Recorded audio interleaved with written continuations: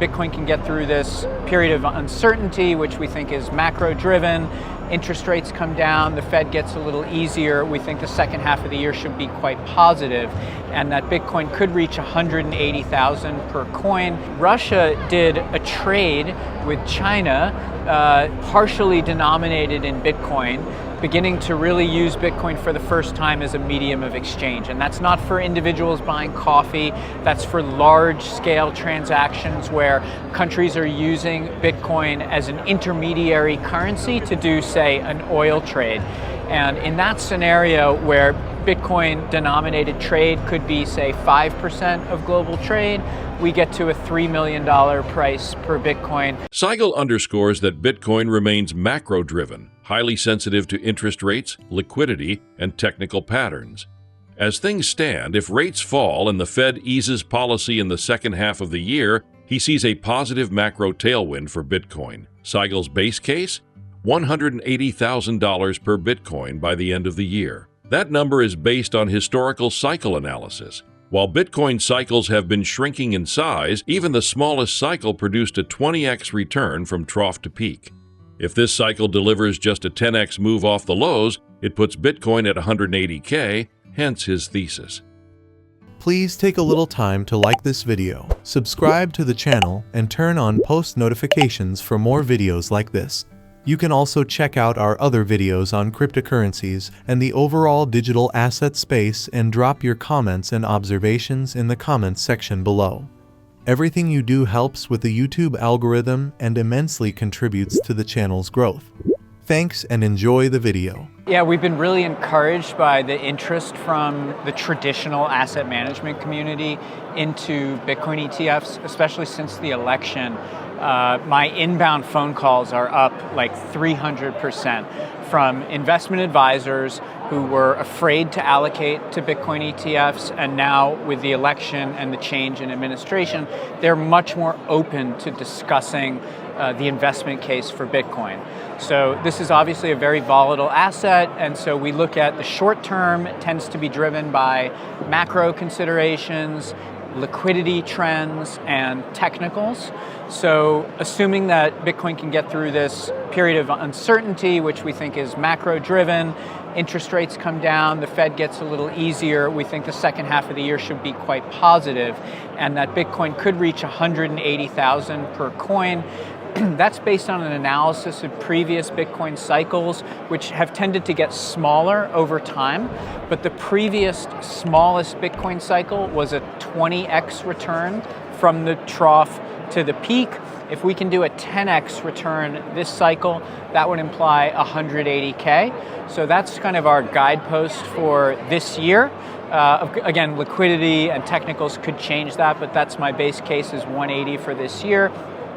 For those advisors taking a longer term perspective, we benchmark Bitcoin against gold, specifically the 50% of the gold market that is more speculative in nature. So about half of gold goes into jewelry or industrial use cases. Putting that aside, if Bitcoin can reach the 50% of gold that's speculative in nature, that would imply roughly 450,000 per coin. So I know a lot of folks are calling for that this year. That would mark a break in that cycle. You know, each cycle gets smaller for Bitcoin. So I have a hard time calling that for this cycle, but that could be maybe a 2027, 2028, 450 per coin. And then over the longer term, we think there's a good chance that central banks and sovereign wealth funds will start to get more aggressive in adopting Bitcoin, not only as a store of value, but also as a medium exchange. So this year, the Czech Republic, the governor of the central bank there, has initiated a study to analyze Bitcoin for inclusion in their central bank reserves. Russia did a trade with China, partially denominated in Bitcoin, beginning to really use Bitcoin for the first time as a medium of exchange. And that's not for individuals buying coffee, that's for large-scale transactions where countries are using Bitcoin as an intermediary currency to do, say, an oil trade. And in that scenario where Bitcoin denominated trade could be, say, 5% of global trade, we get to a $3 million price per Bitcoin. That's a long-term prediction, like 2050, but that's going to be necessary, we think, to elevate Bitcoin into the millions per coin. In contrast to those inbound phone calls from advisors who want to talk about Bitcoin, we have not really seen the same curiosity or bullishness on some of the altcoins. I think a lot of that comes down to performance. They've been underperforming. Another part is related to the use case. Much of it is kind of speculative in nature. We haven't really seen the transmission mechanism whereby, say, stablecoin AUM starts to generate meaningful fees for, say, Ethereum token holders or Solana token holders. I think some of that is still ahead of us as deregulation kicks off in the US. It's actually pretty hard to, say, buy Solana-based USDC if you're here in New York State. The regulator just makes it very difficult. So as those regulations ease, we're optimistic that some of those real-world use cases can kick off. But right now, with the oversupply in tokens, with meme coins kind of sucking up some of the liquidity, it's definitely a bear market in the altcoins. You think that's going to change? I think it will once a significant quantum of Bitcoin wealth has been created. So the history of the asset class is once Bitcoin can kind of pump 30 to 50%, then a lot of those gains get recycled into newer projects.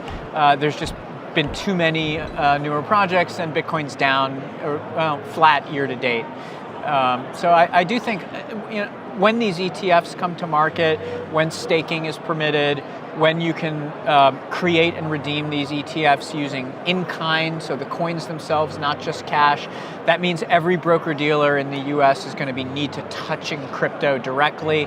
That means that they're more likely to hold some for working capital purposes, and the coins that maybe have lower inflation rates, could see good performance. Our initial idea was that the inauguration would prompt a blow off top to say 125.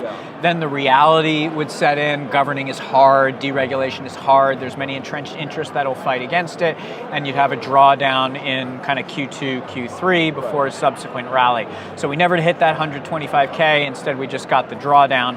I think we should remember in 2021, there was a 54% Bitcoin drawdown from the March peak until the October peak, so it feels like we're in a period kind of like that. Sigel points out a compelling phenomenon.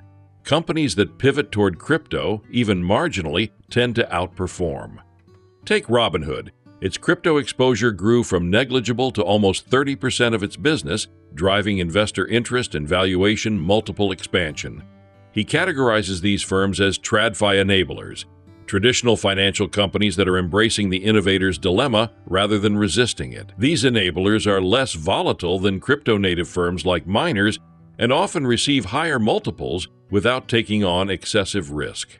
I think it's in line with our expectations. The US government is very unlikely to acquire altcoins in the open market. My reading of the executive order is that it allows for the government to hold on to whatever altcoins may be seized, but it also gives them the freedom to sell them if they want. We could have a scenario where the government is selling altcoins and buying Bitcoin because the strategic reserve for Bitcoin explicitly lays out a scenario where the government is acquiring Bitcoin in the open market, albeit in a revenue neutral model. So maybe that means selling alts and buying Bitcoin.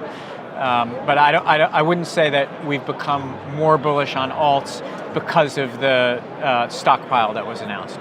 Would you be more bearish because they can now sell a big amount? Government doesn't own too many altcoins, so I don't think that, symbolically it might be negative if they were to sell them. I don't think it would mean too much for supply demand. And many of these tokens are down 50, 60%. So at this point, risk reward feels to me more bullish than bearish. We've actually been doing a lot more work in the equity space this year. Part of the reason for that is that we saw that the 2024 vintage of altcoins was not designed particularly well. They were either meme coins with no utility and no pass-through, or they were kind of layer twos with a lot of inflation and no logical buyer. In contrast, the equity universe just doesn't have the same amount of inflation, right? So if you look at the available supply of equities that are geared to Bitcoin and digital assets, right now it's roughly $200 billion of stocks. A lot of that is Coinbase, MicroStrategy, and then the Bitcoin miners. And there are a number of IPOs that we're expecting this year. Some of them are here in this room. I saw Gemini, for example, with a booth.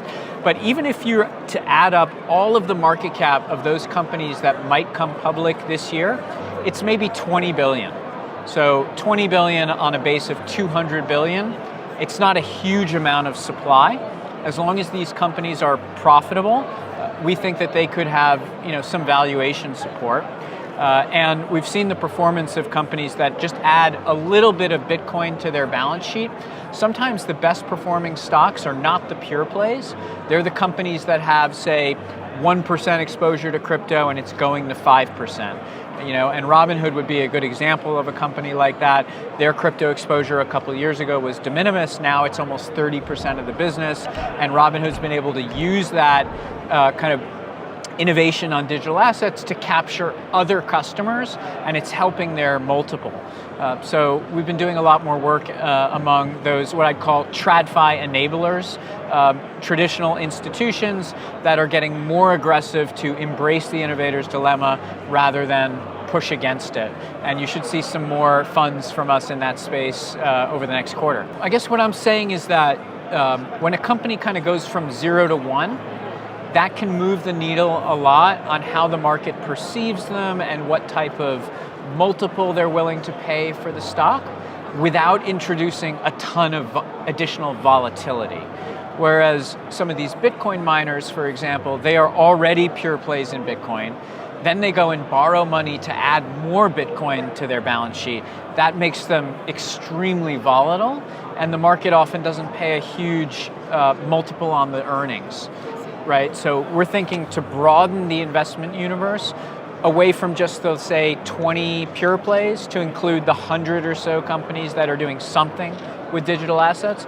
The backtesting shows much better performance at the portfolio level. This approach aligns with VanEck's forward strategy, building broader exposure across the digital asset ecosystem, not just through Bitcoin and miners, but by tapping into companies with smart, strategic crypto engagement. Sigel teases that new funds built on this thesis are likely to launch in the coming quarter. Lastly, Sigel reflects on market expectations earlier this year. He had originally anticipated a blow-off top post-inauguration around $125,000, followed by a mid-year drawdown as the challenges of governance and deregulation became clear. But instead, the market skipped the initial surge and went straight to the correction, mirroring the kind of mid-cycle slump we saw in 2021, where Bitcoin corrected 54% between March and October before rebounding. Please like and subscribe.